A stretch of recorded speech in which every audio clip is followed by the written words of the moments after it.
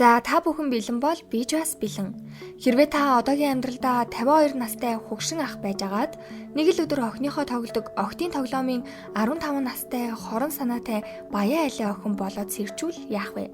Та бүхэндээ өнөөдөр хөгшин ир хорон санаад охин болж тоглоомын ертөнцид сэрсэн хөөрхөн аниме ярьж өгөхөөр бэлтгэлээ. 52 настай байдаг нэг компанид ажилладаг ах. Эхнэр хүүхдтэйгээ хамт амьдардаг. Манай Кинзамбура ах маань улаан анимчин, мангачин. Эхнэр нь ч тэр охин нь хүртэл ер нь гэр бүлээрээ отаку гэж хэлж болно.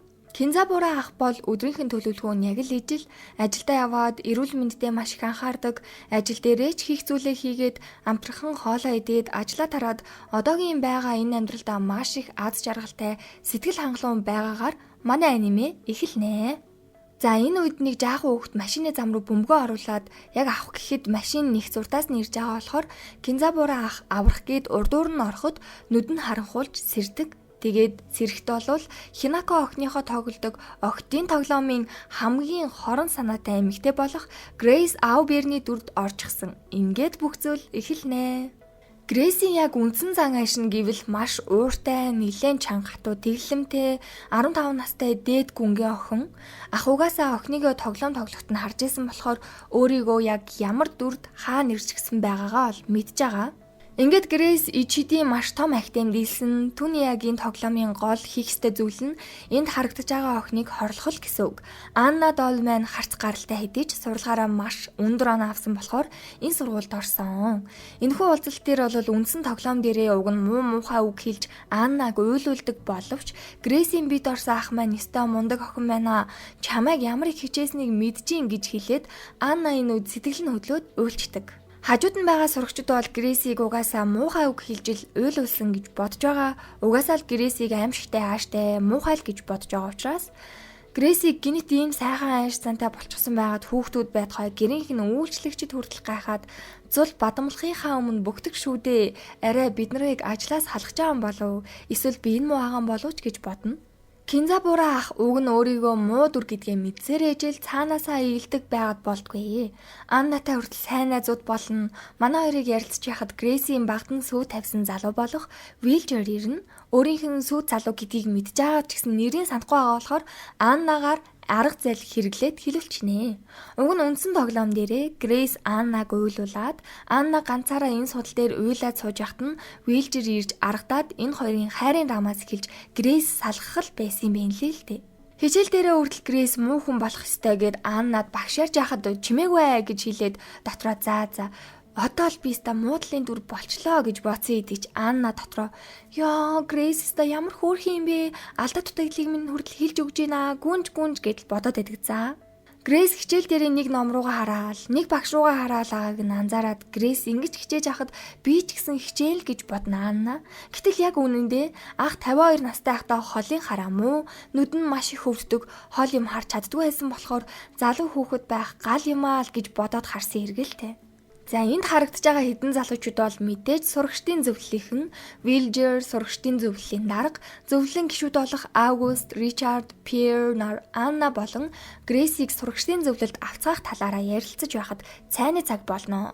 Ичидийн ахтаймд ямар ч үйлчлэгч байхгүй энэ дугаасаа дандаа л дээд зинданыхан байдаг болохоор гэртээ байнгын үйлчлэгчтэй хоолны газарт дид гүнгийн 3 охин бид нарста яахаар хоол зөөдийн битээ давраадаа биднэрт хоол зөөж өгмөг гэд уурлаад энэ мөчийг тайлмдуулан Грейс өөрөө бүфет хоолоо авч цэвэрхэн идээд ижил нөгөө дид гүнгийн охтууд чинь яаж чадахгүй штэ.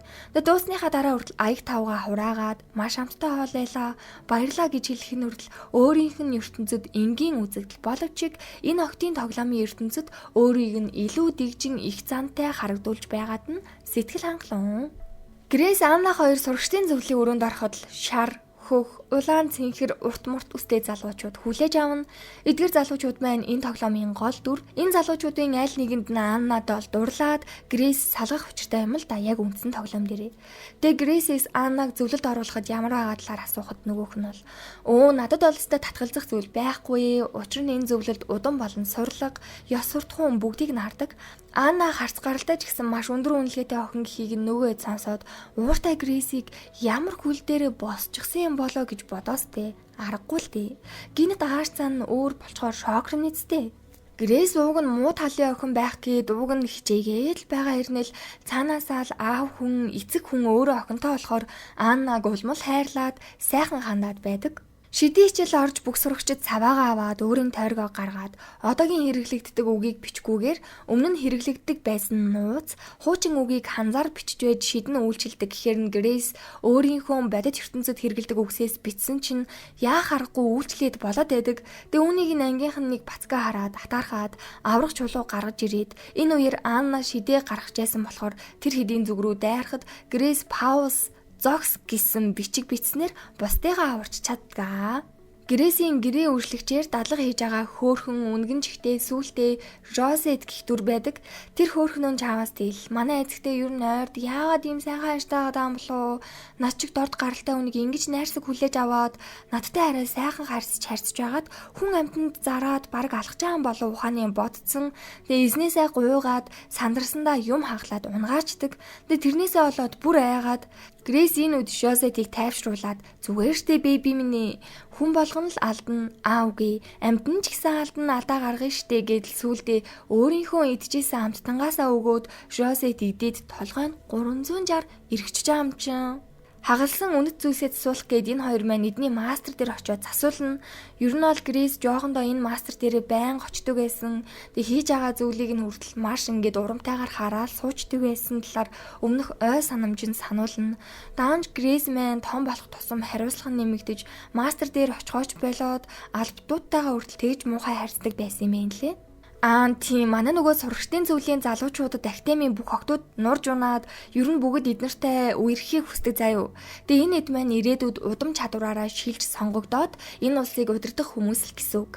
Ер нь бол манай охтын тоглоомын энэ ертөнцийн гол дүр нь Анна ахгүй юу?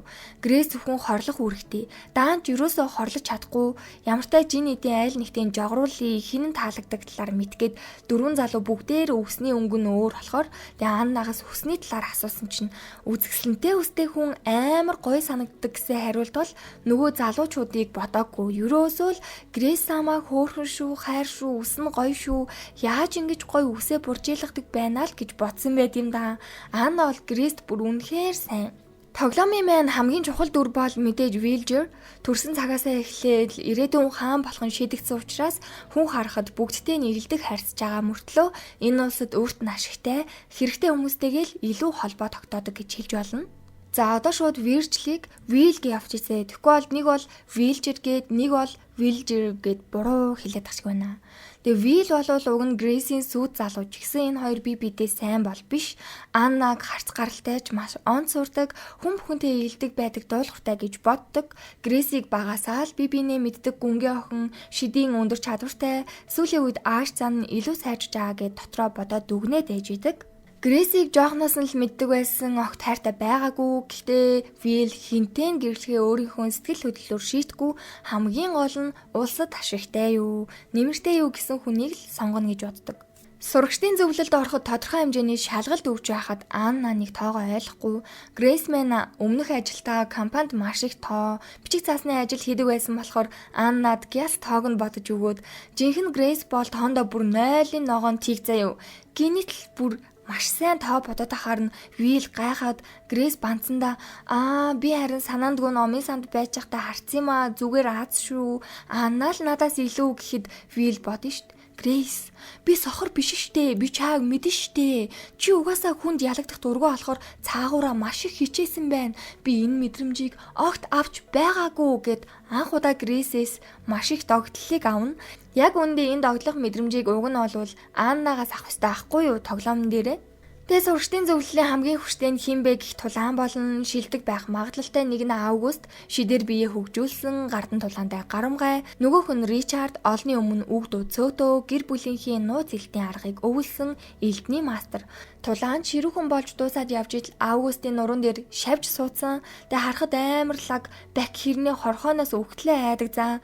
Тэгээ энэ үед гэрээс очиод нуруунд дээр нь байгаа хорхойг нь гараараа аваад тэгээ барьж аваад шууд харж байгаа юм чи. Ёо, өстө миний сонирхдаг төрлийн цохоо штэ гэж бодоод дотроо. Тэгээ дотоод хүн цохонд амар хайртай байхгүй юу. Тэгээ нөгөө хэд нь бол шууд бицлаад аал мал гэсэн ч гэсэн шидийн хүчээрээ өөрийнх нь ойроо явуулдаг. Тэгчээд амтан ч гэсэн амтай шүү дээ бронуудаа. Яагаад ингэж ална гэж гисэн чинь аав үснийг сонин гэлэлзаал сонин болоод доглоод байд юм аа. Манай хоёр эмэгтэй сурагчдын зөвлөлд орчихсон болохоор өмнөх академийн хүндтэй төгсөгчдийн үлдээсэн хэрэгслүүд хадгалагдж байгаа газрыг Ричард тайлбарлаж өгдөгөө.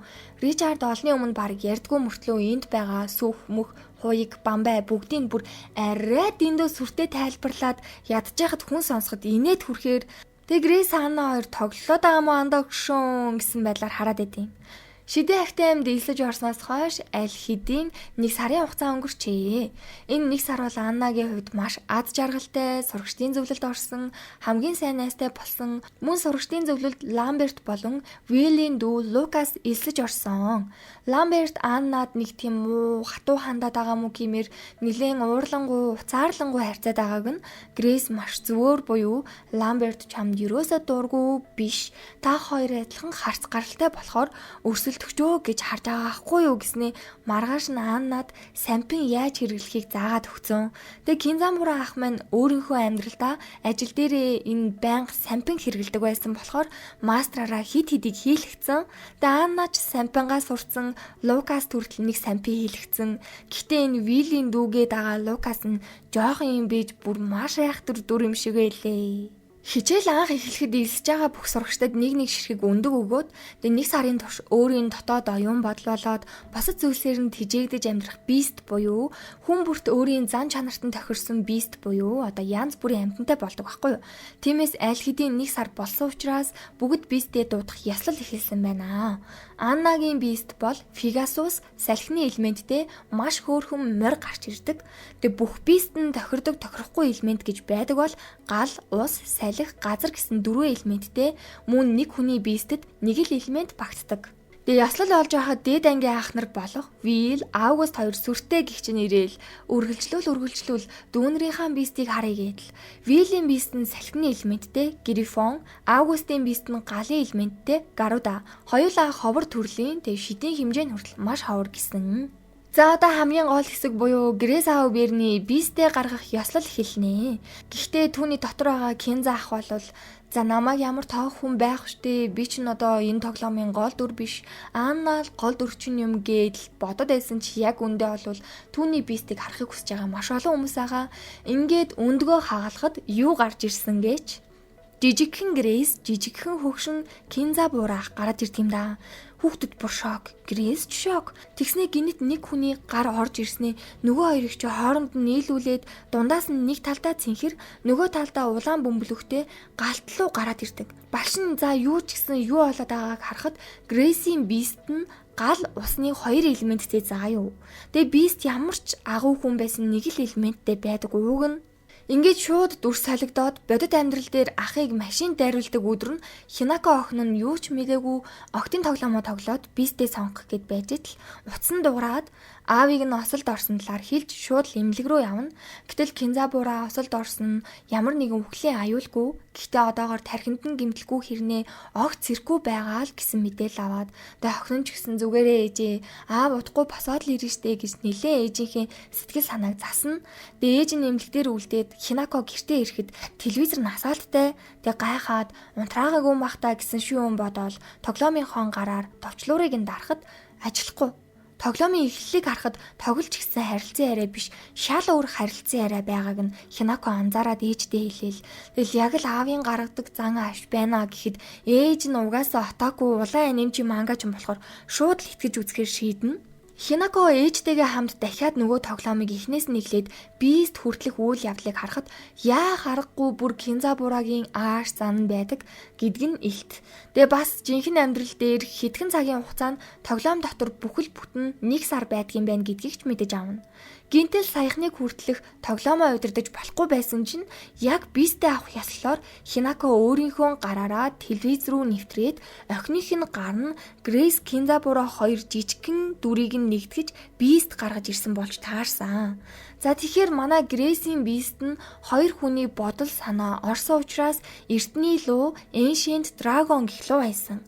Зөвхөн домог гэж яригддаг. Тэгээ одоо хүртэл хинч харж байгаагүй зүгээр л сонсч исэн гэж болно.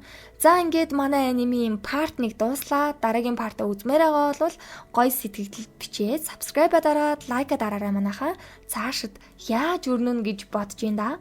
Нэрээ бас нэг гоё мэдээд болгоход манай хамтран ажилладаг Kero Store дэлгүүр маань тун утгагүй шинэлэг гоё олон бараатайгаар та бүхнийгээ угтаж авч байгаа болохоор энэ Facebook хуудсыг нь дагаад хүлээж аваарай. Мөн UK admin-ийнхаа Instagram хаягийг дагаад мэдээлэл аваарай заа юу. Зүрх